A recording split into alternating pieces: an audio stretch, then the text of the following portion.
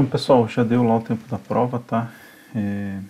Vou falar aqui sobre o que a gente vai ver essa semana, tá? Essa é a última parte do conteúdo. E basicamente o que a gente vai ver são movimentos combinados de rotação e de translação, tá?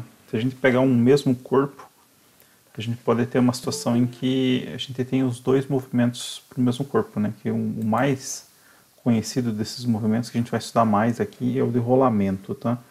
Então a gente tem aí 20 páginas de conteúdo, mas de certa forma a gente não tem nada de muito novo aqui, tá? São só aplicações dos conceitos que já foram vistos até o momento aí, tanto para translação quanto para rotação ao mesmo corpo, né? Então o caso mais emblemático disso aí vai ser o movimento de rolamento, né? Quando você pega uma bola, por exemplo, e põe ela para rolar numa superfície.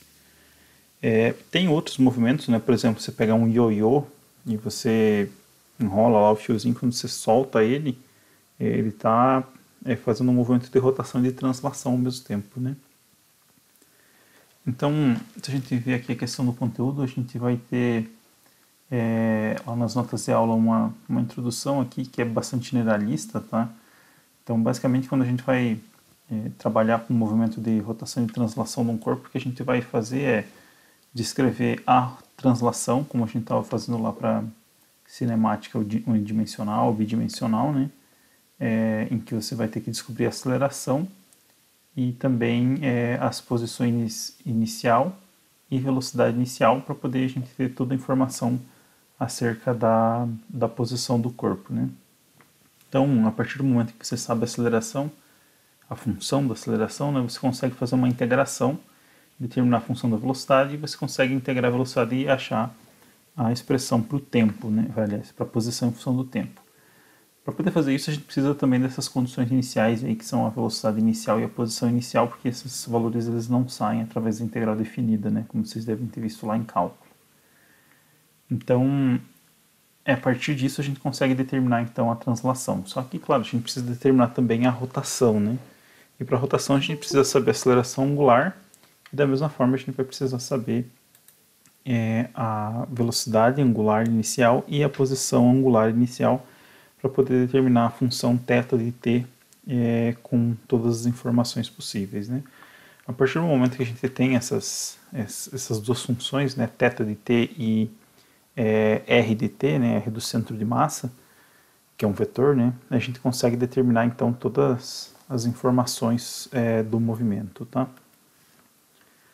Claro que isso é mais fácil da gente falar do que de fazer, né? Então pode ser bastante complicado a gente determinar todas as informações. E outra coisa é que existem casos ali em que você vai ter, devido a algumas forças, geralmente, por exemplo, a força de atrito, você vai ter uma maneira de você interagir entre os dois movimentos. Se você pensar, por exemplo, numa pessoa jogando tênis, quando ela bate numa bolinha, ela não vai simplesmente bater como a gente bate numa bolinha de ping-pong. Um tenista bom, ele consegue dar efeito na bola. E como que ele faz isso? Ele vai bater sempre com a raquete meio que de lado na bola, com um movimento lateral.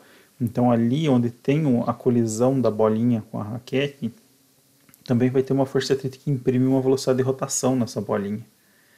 Isso vai fazer com que essa bola ela faça uma trajetória que quando ela toca no chão vai surgir uma força de atrito devido ao fato de que a bolinha vai estar rodando, né? Que vai estar incompatível com a velocidade de translação dela naquele ponto de contato, né? E aí isso vai causar um efeito na bola. Então o tenista pode usar isso para tentar dificultar a reação do adversário, né? Então você joga a bolinha com uma certa velocidade de rotação, quando ela toca no chão, ela sofre um desvio forte lateral, né? Isso dificulta aí a reação do adversário.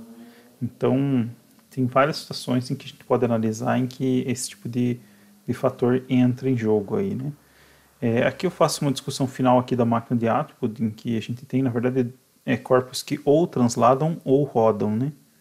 Mas a gente vai ter situações como, por exemplo, a roda de Maxwell, que é basicamente um ioiô, né? Funciona mais ou menos da mesma maneira, em que você tem um eixo e um disco, e aí você suspende esse sistema através de duas cordinhas, em que você vai enrolando esse negócio até ele ficar em cima ali e você solta o sistema. A aceleração desse sistema aqui não vai ser igual à aceleração da gravidade. Por quê? Porque a gente vai ter esse sistema sofrendo uma rotação e isso vai fazer com que existe uma diminuição da aceleração que ele sofre, né? Então, aqui eu vou fazer justamente o cálculo de qual que é a expressão para aceleração, né? Então eu divido isso em dois eixos, mais esse disco central, determino o momento de inércia e verifico então que se você quiser falar da rotação, você vai ter que determinar qual que é o torque que atua sobre o sistema e dizer que isso vai ser igual à aceleração angular vezes o momento de inércia, né?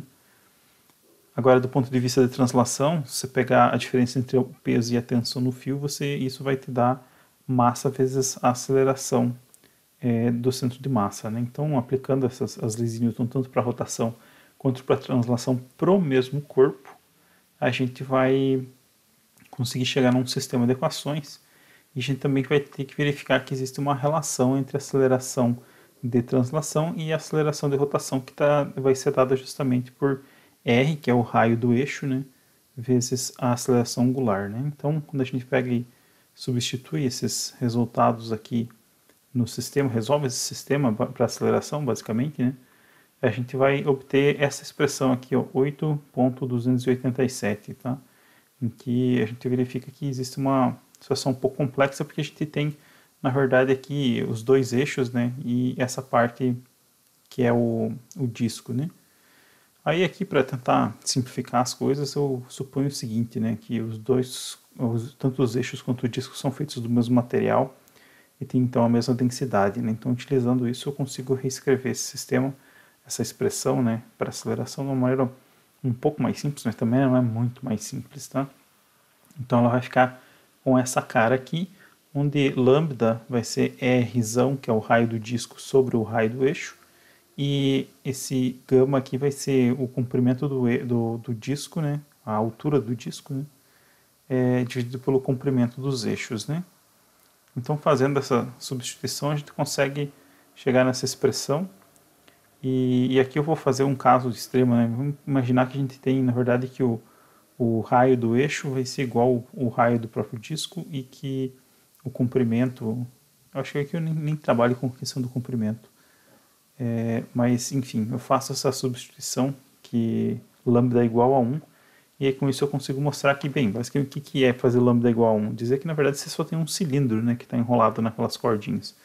E aí você solta, você vai ter uma aceleração que vai ser simplesmente 2/3 da aceleração da gravidade, que seria justamente o caso em que você utilizaria que o momento de inércia daquele sistema é mr²/2, que é o momento de inércia de um cilindro girando em torno do eixo do próprio cilindro, tá? Então, basicamente, o que a gente tem que fazer para poder resolver um sistema em que você tem um corpo que roda e translada? Basicamente, você aplica a segunda lei de Newton nas duas formas para o mesmo corpo e resolve o sistema de equações resultante, tá? Em particular, na verdade, o que a gente está mais preocupado é verificar a questão do rolamento. Mas antes disso, a gente verifica a questão da energia também para o caso de movimento combinado de rotação e de translação.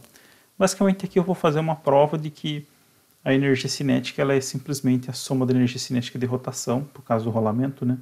Vai ser a soma da energia cinética de rotação mais a energia cinética de translação, tá?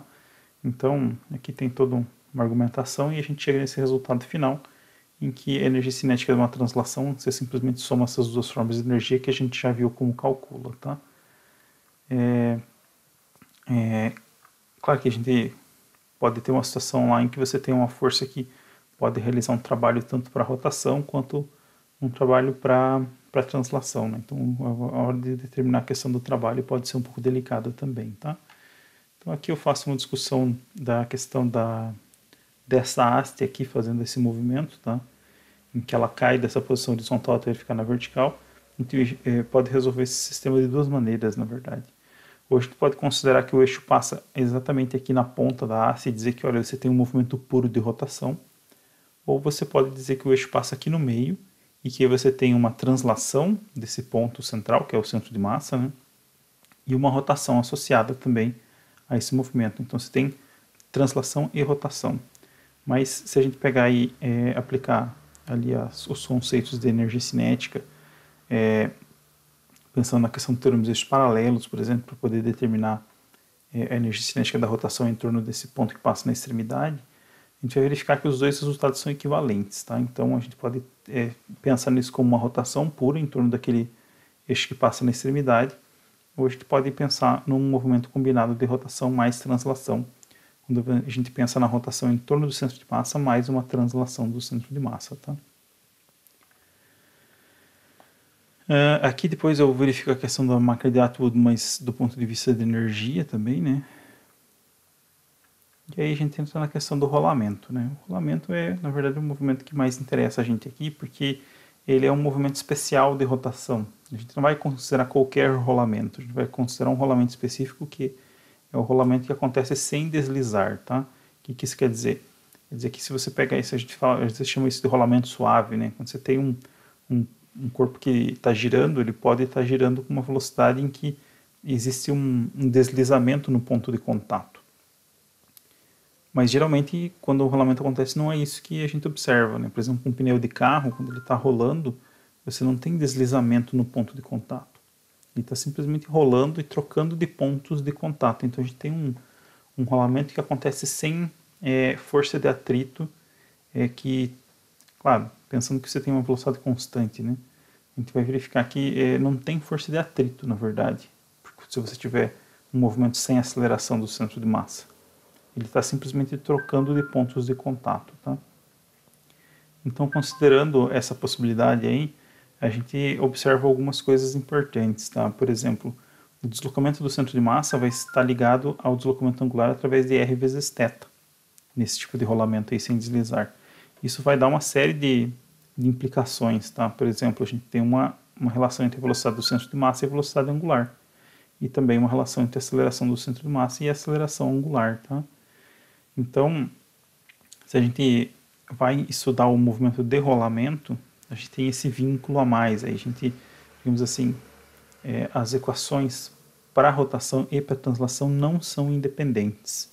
Elas têm uma dependência nelas que são justamente esses três resultados aqui, que V é igual a R ômega, que A é igual a R vezes alfa e que delta X vai ser igual a R vezes θ. Então esse vínculo entre essas equações faz com que a gente não precisa saber tantas informações para poder determinar o movimento. Porque lembra que lá em cima eu falei que, olha, para a gente poder trabalhar com o movimento de um corpo que tanto pode girar quanto transladar, a gente tem que saber a aceleração do centro de massa, a velocidade inicial, a posição inicial, a aceleração angular, posição angular inicial e velocidade angular inicial. Então são 6 informações para a gente saber determinar o movimento completamente. E aqui não. Como existe esse vínculo entre esses resultados aqui, então a gente pode simplesmente diminuir para 3 informações, né? Então, considerando essas 3 informações aqui, são mais 3 equações, né, no nosso sistema.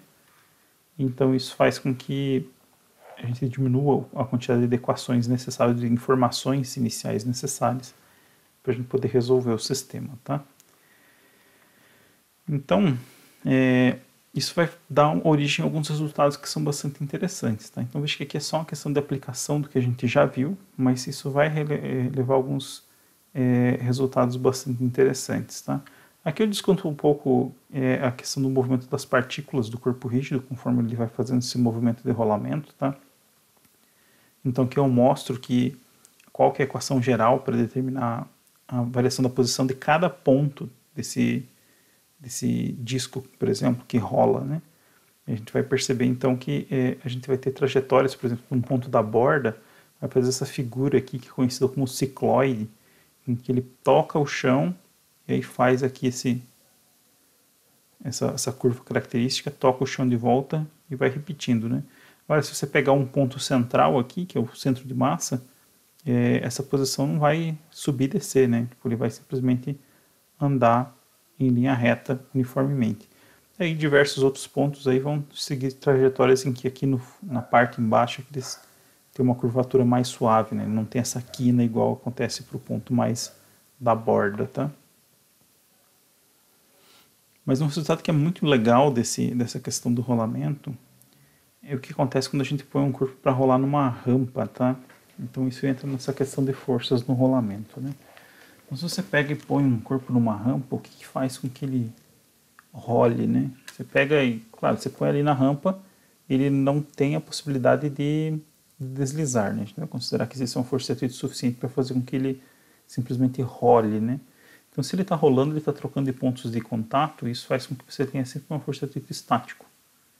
Mas a força existe ali sem que realize nenhum trabalho, né? Então, você só tem uma troca de pontos de contato.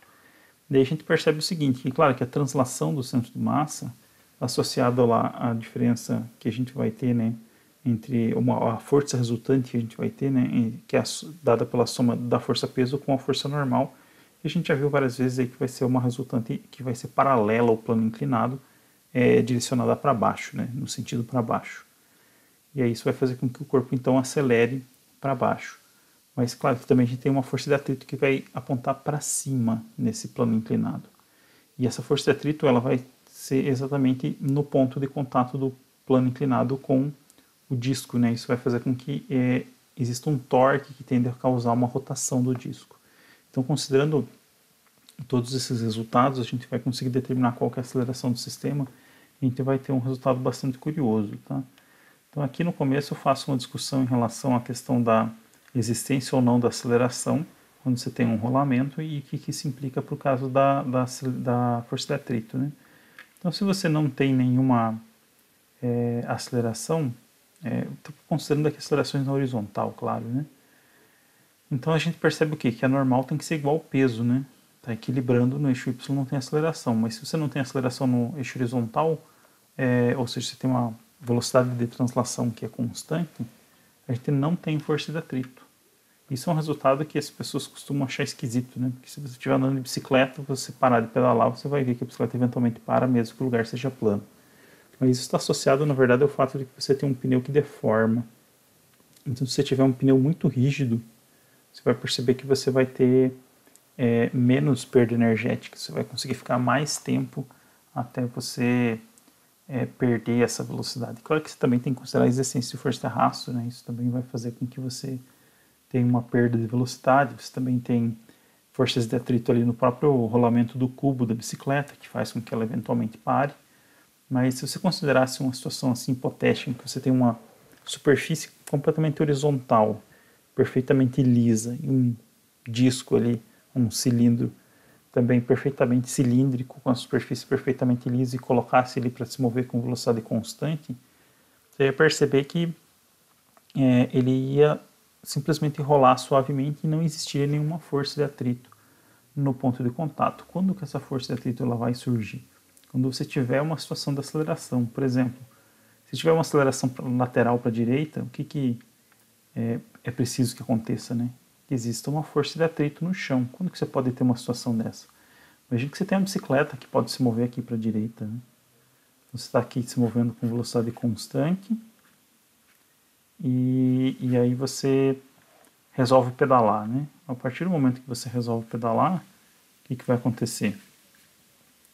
Você está imprimindo uma força através dos pedais que tenta forçar a roda a girar nesse sentido horário aqui, né? Isso vai criar uma tendência de deslizamento aqui no ponto de contato que vai fazer surgir então uma força que atua sobre a bicicleta para frente, que é a força de atrito. Então, quando você está pedalando, a força de atrito é para frente. Ela tende a forçar a bicicleta para frente. Claro que se você pensar na roda que está na frente da bicicleta, ela está sendo sempre arrastada, então a força de atrito vai ser para trás, tá? Porque isso causa uma aceleração angular no sentido horário para a roda da frente, tá? Nessa figura, né? Se você quiser diminuir a velocidade da bicicleta, se ela estiver andando para a direita, né? Você precisa aplicar uma força de atrito para trás. Então, quando você freia a bicicleta, surge uma força de atrito que atua no ponto de contato da roda com o chão, que atua para trás, fazendo com que a bicicleta diminua a velocidade dela, tá? Então, toda essa questão de existência de força no ponto de contato está condicionada também aos valores de aceleração que o corpo sofre, tá? Então, isso é uma discussão que eu faço aqui, que é bastante longa, tá? Aqui eu considero várias situações, tá? Por exemplo, frenagem, aceleração e tudo mais, né? Pensando na roda da frente, pensando na roda de trás da bicicleta.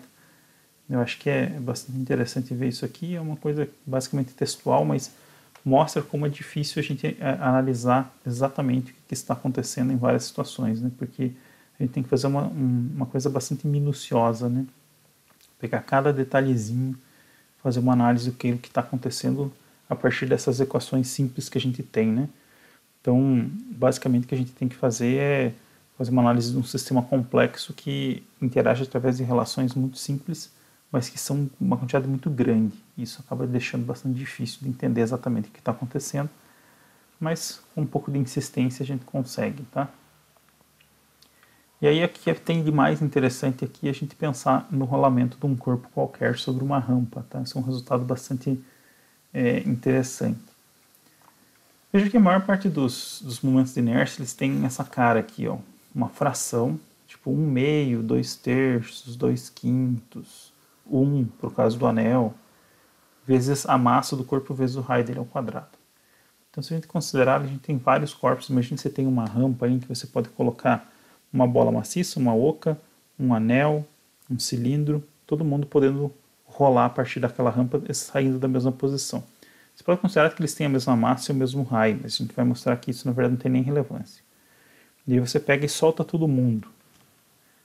Intuitivamente a gente pensaria, bom, a gravidade é igual para todo mundo, então eles devem chegar lá embaixo da rampa ao mesmo tempo. Mas não é o que acontece. Porque cada corpo vai ter uma aceleração diferente que vai depender desse fator F aqui, ó. Esse fator está associado basicamente à forma do corpo, né? Então você vai ter lá, para o anel vai ser 1, para o disco vai ser meio. Então, como a gente chega nesse resultado, né? Basicamente a gente faz a seguinte análise, né? Se você pensar na translação, a força resultante externa vai ser igual a massa vezes a aceleração. Quais são as forças que atuam, né?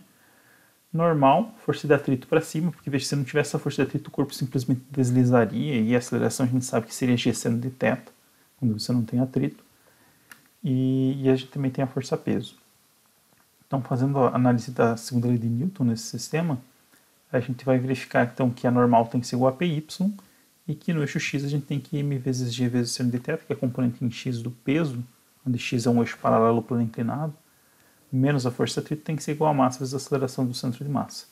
Só que eu não consigo resolver esse sistema a partir disso aqui porque eu não sei qual é a força de atrito. Eu sei que ela é uma força de atrito estático, mas eu não sei qual é o valor dela. E eu também não sei qual é o valor da aceleração do centro de massa. Esse é, na verdade, justamente o resultado que eu quero determinar nesse problema. Só que se eu pegar e fizer a análise do ponto de vista da rotação, eu tenho que o torque externo vai ser igual ao momento de inércia do corpo vezes a aceleração angular. Só que esse torque resultante externo vai ser justamente devido à força de atrito, porque veja que a normal ela incide ao longo desse eixo X, então ela passa exatamente pelo centro do corpo e atua aqui nesse ponto de contato, né? A gente costuma representar aqui em cima, né? Mas ela atua na verdade no ponto de contato. E a gente percebe que, na verdade, ela não exerce nenhum torque em cima desse corpo. Então ele não vai girar devido à força normal. A força-peso a gente pode imaginar que ela atua no próprio centro de massa do corpo, então ela também não exerce nenhum torque aí de rotação em torno desse eixo, porque esse eixo justamente passa exatamente no centro de massa, então você não tem torque. Outra maneira de se pensar isso é que se você for pensar num corpo formado de várias partículas, cada uma das partículas tem o seu próprio peso. Então, se ele for uniforme e tiver essa questão de simetria aqui, vai perceber que, bem, cada partícula vai exercer um torque no sentido oposto e somando todo mundo vai dar zero torque total devido às inúmeras forças-peso que a gente tem em cada partícula, então não vai ter torque devido à força-peso, né? Claro que isso considera que o corpo tem que ser uniforme, tá? E aí, porque se o corpo não for uniforme, o que vai acontecer é que o centro de massa não vai coincidir com o eixo de rotação. Isso vai fazer com que existam complicações, tá? Mas a gente está considerando um corpo que tem densidade uniforme. Então, a única força que exerce um torque aqui é essa força de atrito. Então, escrevendo o torque como sendo força de atrito vezes o raio do corpo, o sinal negativo está dizendo aqui que a gente tem uma rotação no sentido anti-horário, né? Aliás, no sentido horário. Isso vai ter que ser igual ao momento de inércia vezes a aceleração angular, onde o momento de inércia vai ser dado lá por um fator vezes m vezes r ao quadrado. Além disso, a gente tem essa relação aqui que vale lá para o rolamento sem deslizar, que é que a aceleração do centro de massa vai ser igual ao raio vezes a aceleração angular, né? Claro que aqui, devido à escolha do sistema de referência que eu fiz, a gente vai ter um sinal negativo, porque no plano inclinado o eixo x ali é positivo para baixo, isso implica numa rotação no sentido horário, né? Então, uma aceleração positiva implica numa aceleração angular negativa e a gente tem que colocar esse sinal aqui à mão para poder acertar isso, né? Então, a gente vai chegar nesse sistema aqui e resolvendo ele, a gente chega nessa expressão. Então, seno de θ sobre 1 mais o momento de inércia sobre mr ao quadrado vezes g. Só que o momento de inércia é F vezes m vezes r ao quadrado. Então, esse mr ao quadrado corta. Então, não tem nenhuma dependência na massa do corpo, nem no raio dele, para determinar a aceleração que ele sofre num plano inclinado quando rola. Mas eu tenho uma dependência na forma do corpo através desse fator F aqui. Então isso implica que cada formato de corpo distinto, desses que eu citei, né, dos corpos que rolam, a gente vai ter valores de aceleração que são distintos. E o valor mínimo de aceleração vai ser justamente para o caso do anel, porque ele tem o maior valor de F possível, que é 1, né? Então isso implica que vai dar metade da aceleração que um corpo teria se a gente tivesse uma situação de simplesmente deslizamento, tá? Então, o rolamento do anel tem a metade da aceleração de um bloquinho que deslizaria sem atrito, tá? Esse resultado é bastante famoso, tá? Aqui de novo eu entro na questão lá da energia cinética no rolamento, mas basicamente a gente vai considerar a energia cinética do rolamento como sendo energia cinética de translação mais de rotação, né? E aí quando eu uso essa informação, né, eu posso verificar o seguinte, que a razão entre a energia cinética de rolamento pela energia cinética de translação vai dar um valor constante. Por quê? Porque se eu pegar e substituir as expressões aqui para a energia cinética do rolamento e de translação, né, rolamento não, de rotação. Isso aqui está errado, aqui é rotação, não rolamento. Então, se eu pegar e fizer essa razão aqui, eu percebo o seguinte, ó, esse meio corta, aí eu sei que a velocidade angular está ligada, no caso do rolamento, à velocidade do centro de massa. Então, eu posso substituir ômega por V sobre R. Então, acabo que eu corto aqui, ó, a velocidade do centro de massa. Eu vou ficar com I sobre R ao quadrado, mas esse R ao quadrado aqui, ele vai cortar com R ao quadrado que vem no momento de inércia, né? Porque o momento de inércia vai ser F vezes mr ao quadrado. Mas aí a massa também corta, e no final das contas, se você pegar a razão entre a energia cinética de rotação e a energia cinética de translação, ela vai dar simplesmente aquele valor F que a gente tem lá no momento de inércia do corpo, né? Então vejam que quando você tem um corpo lá sofrendo então um rolamento, ele não vai transformar toda a energia possível em energia cinética de translação. Uma parte vai ficar em energia cinética de rotação. Inclusive isso aqui representa, tem uma questão que é bastante relevante no ciclismo, que é se você precisa diminuir a massa de uma bicicleta em algum lugar, onde você deveria diminuir? E a resposta é nas rodas. Por quê? Porque a roda ela tanto translada quanto ela gira. Então, se você pensar na energia lá que é despendida pelo ciclista, né, no trabalho que ele realiza, como a roda ela é um anel, basicamente, né, porque os raios têm uma massa muito pequena, quase toda a massa está ali na própria roda da bicicleta, né, no aro externo, né. Então, isso é um anel. Então, se você for pensar em qual que é a fração que a gente vai ter lá, qual que é a relação que a gente tem entre energia cinética de rotação e energia cinética de translação, você vai ter que uma é igual a outra, porque F é igual a 1. Ou seja, metade da energia que você despende é para fazer a roda girar, e outra metade é para fazer ela transladar. Só que você não vai ganhar a corrida fazendo a roda girar, você vai ganhar fazendo a bicicleta sair do lugar, né? Então, a translação é o fator mais importante aqui. Se você pegar 1 kg de massa no quadro da bicicleta, ele só translada, ele não gira. Então, toda a energia que você dá para ele vai ser simplesmente de translação. Já a roda não, ela consome, digamos assim, o dobro de energia de 1 kg de massa em algum outro lugar. Então, se for ver aqueles ciclistas lá que fazem o Tour de France, por exemplo, que é a prova mais famosa do ciclismo, eles têm todo um cuidado para poder fazer com que a roda seja o mais leve possível.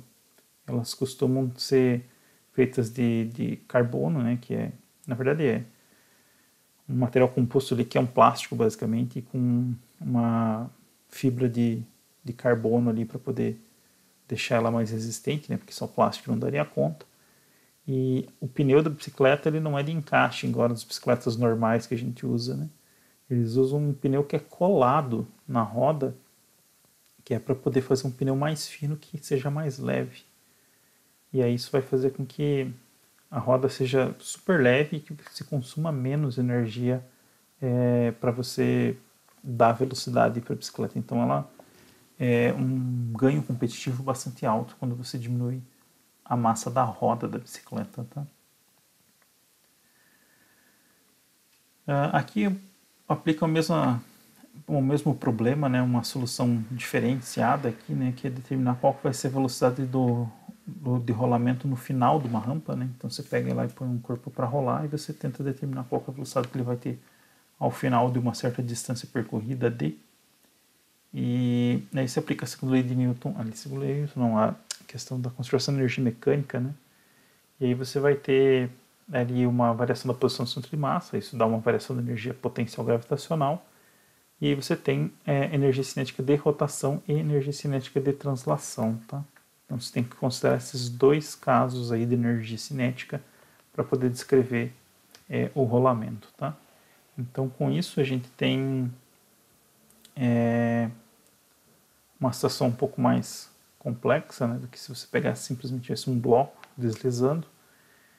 E aí resolvendo aqui a gente vai chegar numa expressão que, deixa eu ver se tem uma mais simples aqui, ó. Tá aqui, ó. Que a velocidade ela vai ser igual a raiz quadrada de 2 vezes g vezes d, como a gente teria vezes o seno de inclinação do plano, né? Que seria justamente o resultado que a gente teria para um bloco, só que a gente tem esse fator 1 mais f aqui embaixo. E esse fator está relacionado justamente ao fato de que você vai ter um corpo rolando, né?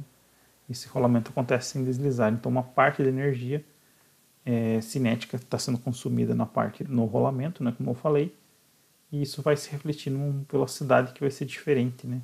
O menor valor possível de velocidade vai ser quando o F for o maior possível, que vai ser justamente quando você tiver um anel. Certo, pessoal? Então, essa questão aí do rolamento, né, ela conclui os conteúdos aí de Física 1.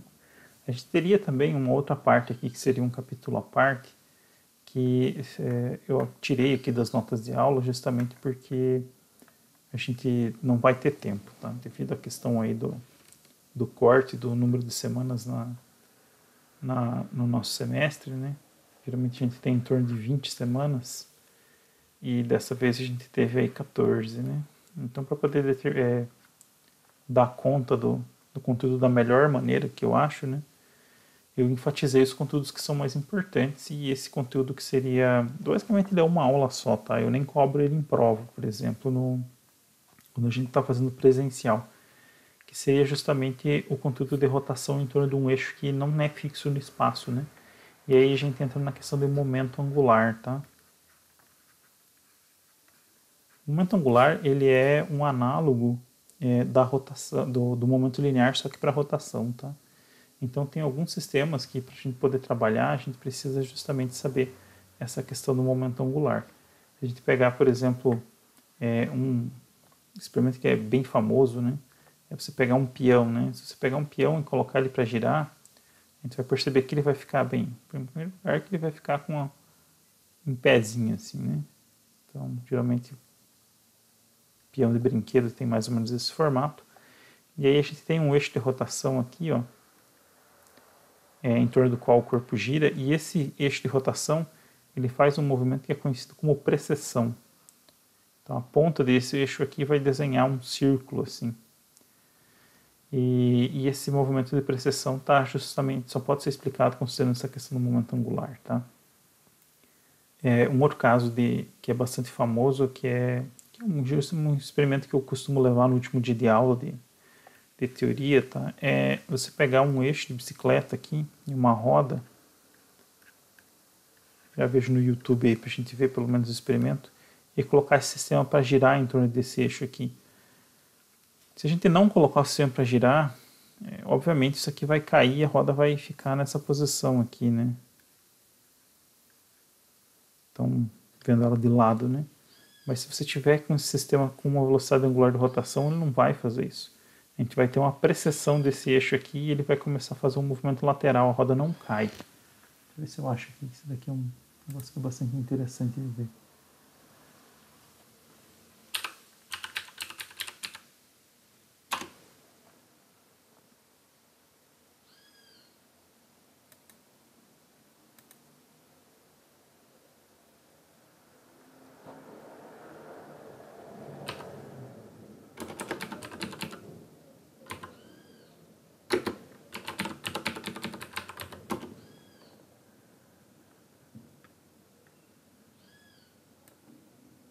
Acho que tem uma aqui mais simples.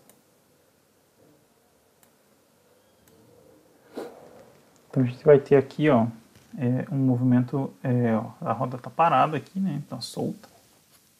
E aí a pessoa vai pegar e colocá-la para girar e vai dispor ela de forma que o eixo fique na horizontal, né? E a gente vai ver um movimento bastante curioso, né? Que é aquilo que eu expliquei ali. Então isso aí é bastante curioso a gente ver, principalmente ao vivo, né? Então, como que a gente explica esse movimento, né? Esse movimento só pode ser explicado considerando a questão do momento angular, tá? Se vocês lembrarem lá, eu falei para vocês que, olha, quando a gente vai falar de torque, a gente sempre fala que a unidade do torque é o Newton vezes metro. Isso, na verdade, está associado ao fato de que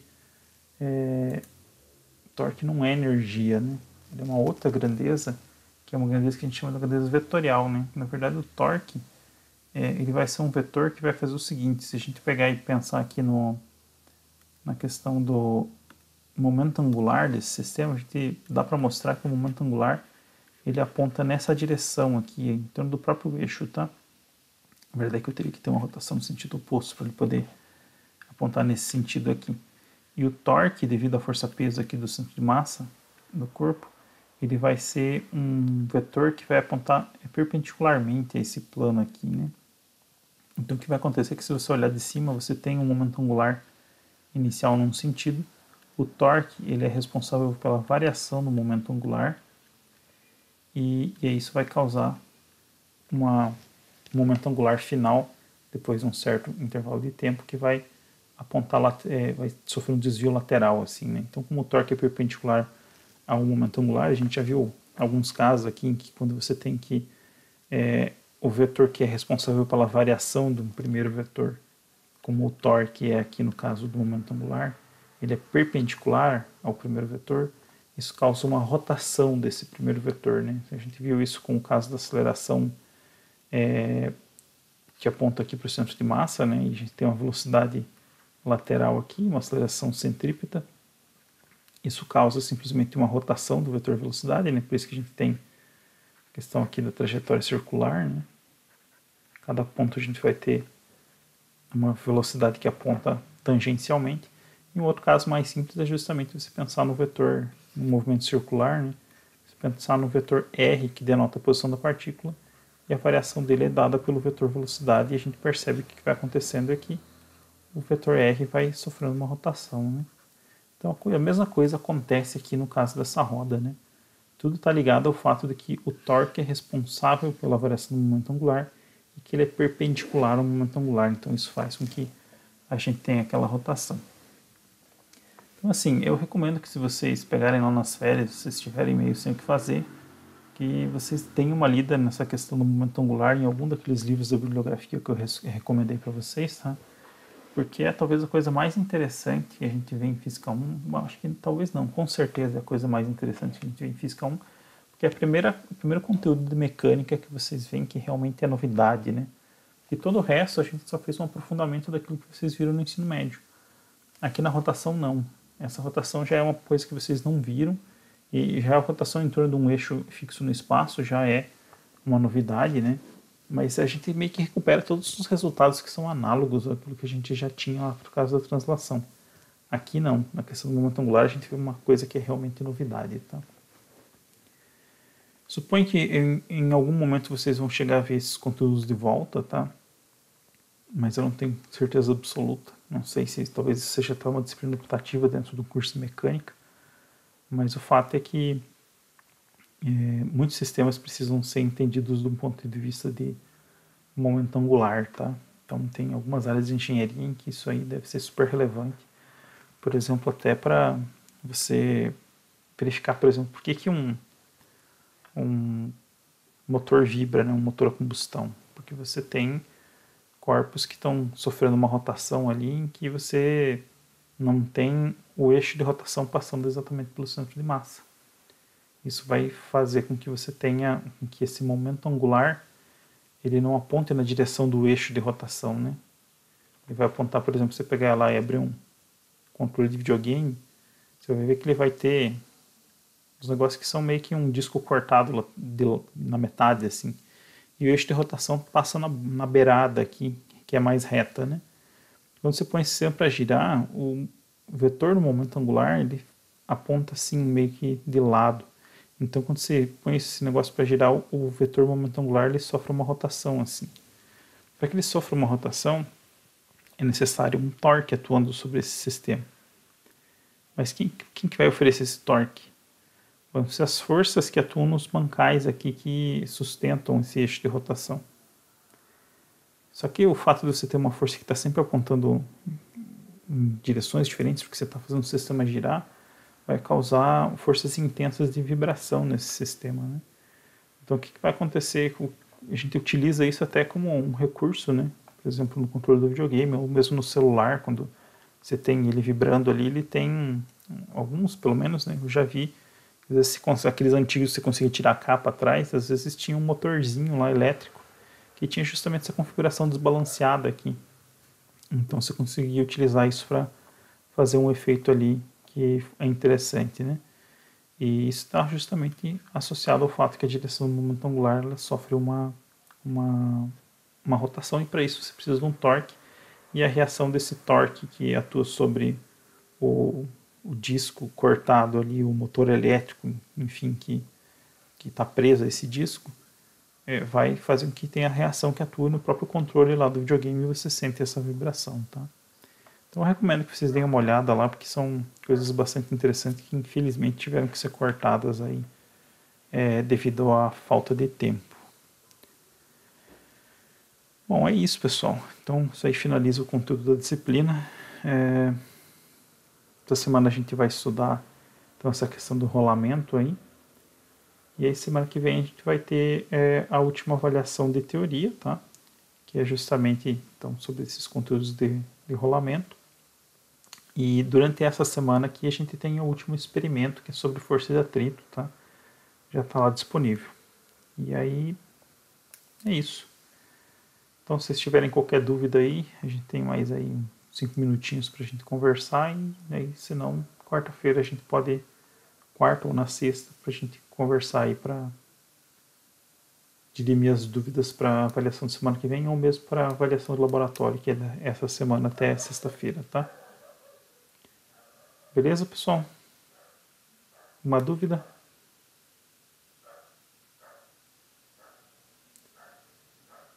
Bem, se vocês não tiverem mais perguntas, vocês estão dispensados, tá?